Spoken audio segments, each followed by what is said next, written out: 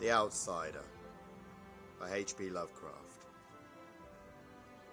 Unhappy is he to whom the memories of childhood bring only fear and sadness.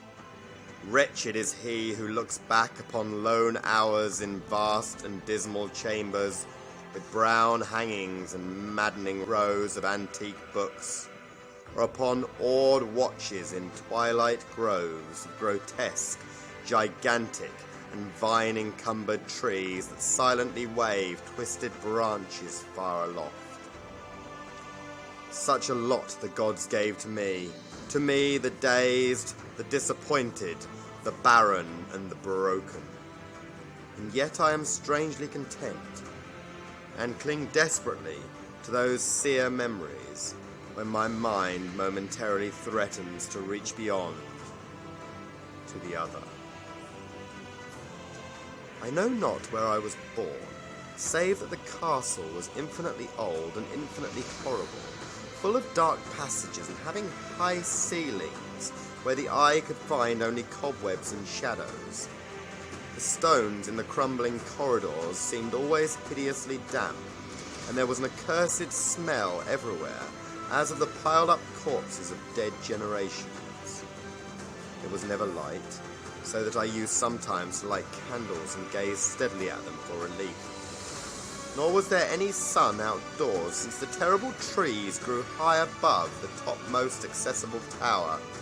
There was one black tower, which reached above the trees into the unknown outer sky, but that was partly ruined, and could not be ascended save by a well-nigh impossible climb up the sheer wall, stone by stone. I must have lived years in this place, but I cannot measure the time. Beings must have cared for my needs, yet I cannot recall any person except myself, or anything alive but the noiseless rats and bats and spiders. I think that whoever nursed me must have been shockingly aged, since my first conception of a living person was that of something mockingly like myself, yet distorted, shriveled, and decaying like the castle. To me, there was nothing grotesque in the bones and skeletons that stowed some of the stone crypts deep down among the foundations.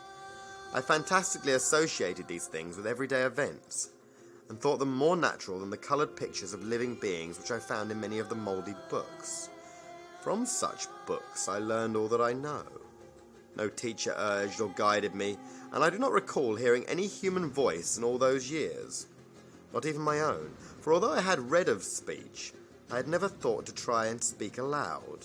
My aspect was a matter equally unthought of, for there were no mirrors in the castle, and I merely regarded myself by instinct, as akin to the youthful figures I saw drawn and painted in the books. I felt conscious of youth, because I remembered so little. Outside, across the putrid moat, and under the dark, mute trees, I would often lie and dream for hours about what I read in the books, and would longingly picture myself amid gay crowds in a sunny world beyond the endless forest.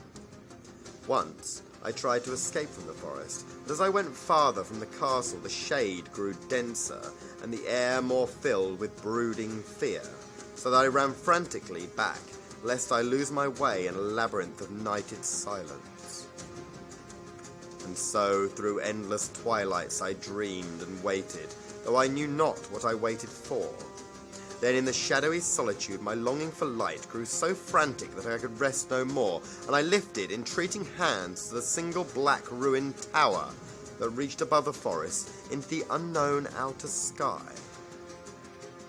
And at last I resolved to scale that tower, fall though I might, since it were better to glimpse the sky and perish than to live without ever beholding day. In the dank twilight I climbed the worn and aged stone stairs till I reached the level where they ceased, and thereafter clung perilously to small footholds leading upward. Ghastly and terrible was the dead, stairless cylinder of rock, black, ruined and deserted, and sinister with startled bats whose wings made no noise. But more ghastly and terrible still was the slowness of my progress, for climb as I might, the darkness overhead grew no thinner, and a new chill as of haunted and venerable mould assailed me.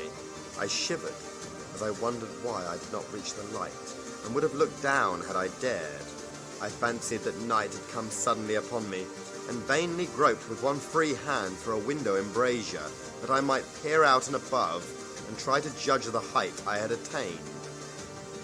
All at once, after an infinity of awesome, sightless crawling up that concave and desperate precipice, I felt my head touch a solid thing, and I knew I must have gained the roof, or at least some kind of floor. In the darkness I raised my free hand and tested the barrier, finding it stone and immovable. Then came a deadly circuit of the tower, clinging to whatever holds the slimy wall could give, till finally my testing hand found the barrier yielding, and I turned upward again, pushing the slab or door with my head, as I used both hands in my fearful ascent. There was no light revealed above, and as my hands went higher, I knew that my climb was for the nonce ended, since the slab was the trapdoor of an aperture leading to a level stone surface of greater circumference than the lower tower, no doubt the floor of some lofty and capacious observation chamber. I crawled through carefully, and tried to prevent the heavy slab from falling back into place, but failed in the latter attempt. As I lay exhausted on the stone floor, I heard the eerie echoes of its fall, but hoped when necessary to pry it open again. Believing I was now at a prodigious height, far above the accursed branches of the wood, I dragged myself up from the floor and fumbled about for windows that I might look for the first time upon the sky and the moon and stars of which I had read.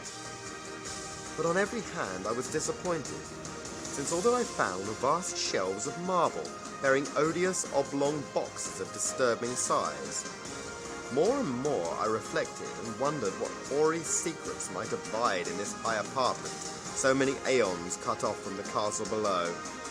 Then, unexpectedly, my hands came upon a doorway, where hung a portal of stone rough with strange chiselling. Trying it, I found it locked, but with a supreme burst of strength I overcame all obstacles and dragged it open inward. As I did so, there came to me the purest ecstasy I've ever known, for shining tranquility through an ornate grating of iron and down a short stone passageway of steps that ascended from the newly found doorway was the radiant full moon, which I had never before seen save in dreams and in vague visions I dared not call memories. Fancying now that I had attained the very pinnacle of the castle, I commenced to rush up the few steps beyond the door, but the sudden veiling of the moon by a cloud caused me to stumble, and I felt my way more slowly in the dark. It was still very dark when I reached the grating, which I tried carefully and found unlocked, but which I did not open, for fear of falling from the amazing height to which I had climbed. Then the moon came out.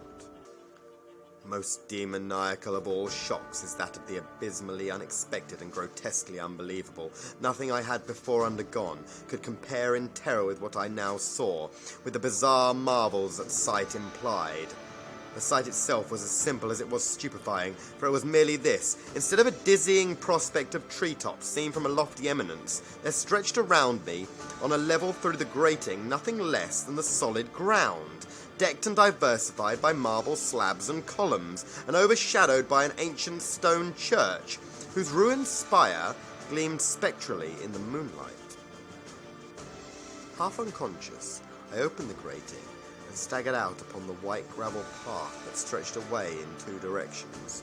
My mind, stunned and chaotic as it was, still held the frantic craving for light, and not even the fantastic wonder which had happened could stay my course. I neither knew nor cared whether my experience was insanity, dreaming, or magic, but was determined to gaze on brilliance and gaiety at any cost. I knew not who I was, or what I was, or what my surroundings might be, though as I continued to stumble along I became conscious of a kind of fearsome latent memory that made my progress not wholly fortuitous.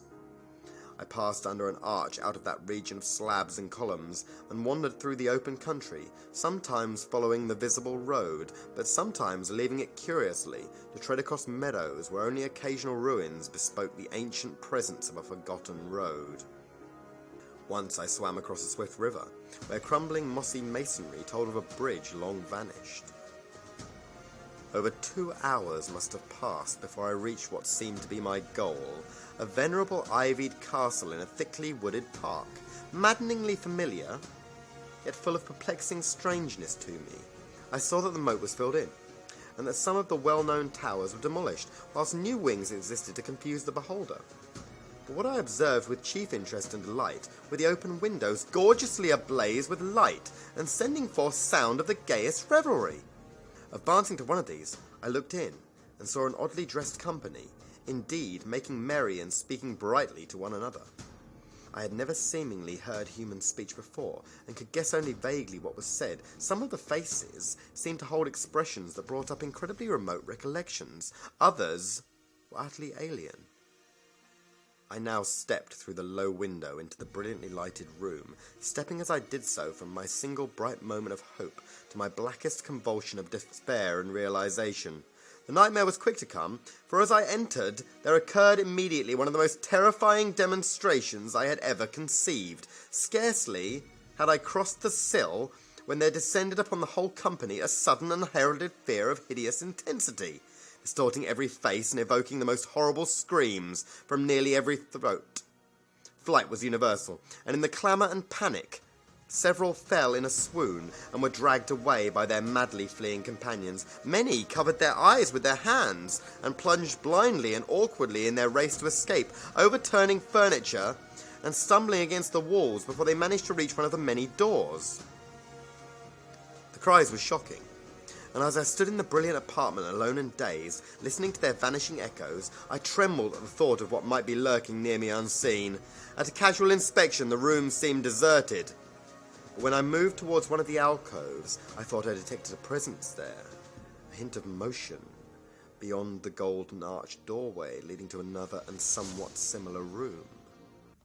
As I approached the arch, I began to perceive the presence more clearly, and then with the first and last sound I ever uttered, a ghastly ululation that revolted me almost as poignantly as its noxious cause, I beheld, in full frightful vividness, the inconceivable, indescribable and unmentionable monstrosity which had, by its simple appearance, changed a merry company to a herd of delirious fugitives.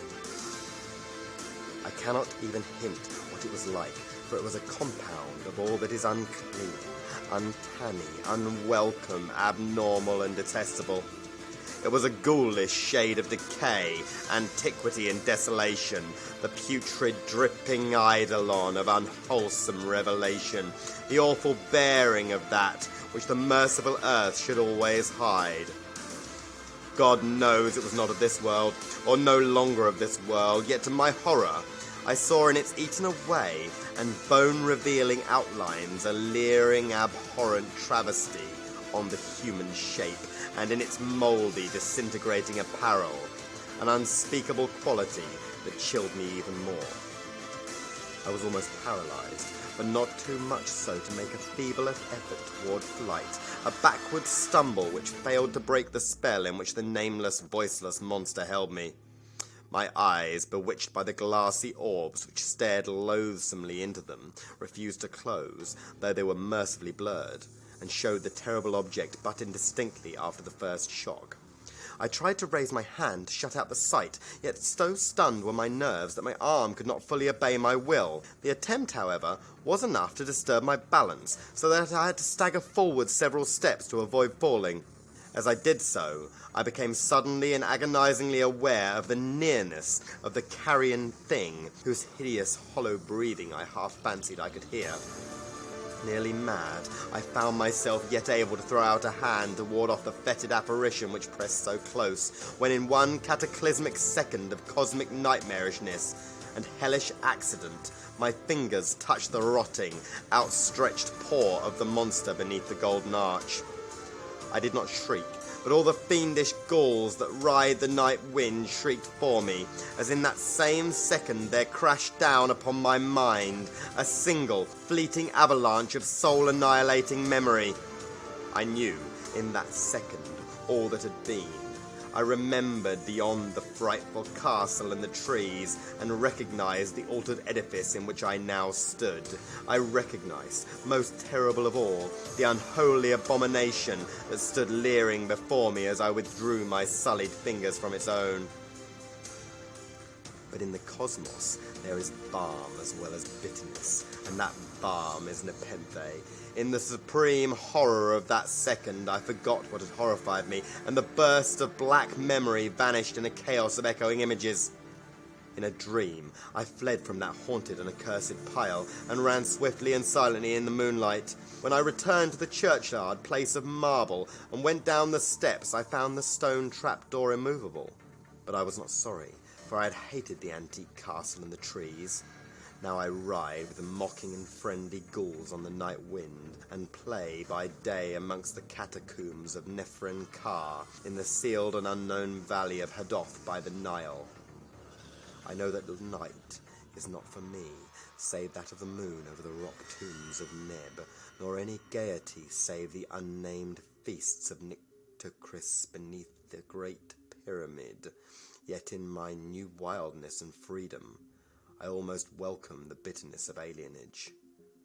For although nepenthe has calmed me, I know always that I am an outsider, a stranger in this century, and among those who are still men. This I have known, ever since I stretched out my fingers to the abomination within that great gilded frame, stretched out my fingers and touched a cold and unyielding surface of polished glass.